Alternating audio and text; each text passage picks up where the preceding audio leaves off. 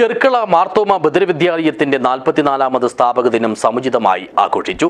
School ഓഡിറ്റോറിയത്തിൽ വെച്ച് നടത്തിയ ആഘോഷ പരിപാടി മുൻ മന്ത്രി CT അഹമ്മദ് അലി ഉദ്ഘാടനം ചെയ്തു. This news sponsored by Unity Center for Medical and Computer Education, Kanhangad, Kasaragod ജില്ല. വിവിധങ്ങളായ പരിപാടികളോടെയാണ് ചെർക്കള മാർത്തോമ ബദിരവിദ്യാലയം 44ാമത് സ്ഥാപക ദിനം ആഘോഷിച്ചത്. സ്കൂൾ ഓഡിറ്റോറിയത്തിൽ വെച്ച് നടത്തിയ ആഘോഷ പരിപാടികൾ ഫാദർ മാത്യു ജോണിന്റെ അധ്യക്ഷതയിൽ മുൻ മന്ത്രി CT അഹമ്മദ് അലി ഉദ്ഘാടനം ചെയ്തു. പാർശ്വവൽക്കരിക്കപ്പെട്ട ഒരു വിഭാഗത്തെ സമൂഹത്തിന്റെ മുഖ്യധാരയിലേക്ക് കൊണ്ടുവരുവാനും അതിലൂടെ ശബ്ദമില്ലാത്തവരുടെ ശബ്ദമാകുവാനും മാർത്തോമ സ്കൂളിന് സാധിച്ചുവെന്ന് അദ്ദേഹം അഭിപ്രായപ്പെട്ടു.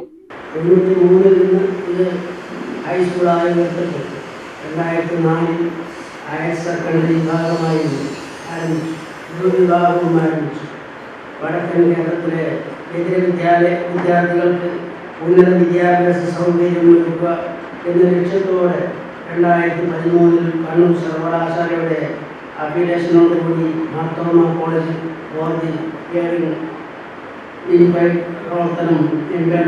പ്രവർത്തനം ആരംഭിച്ചു.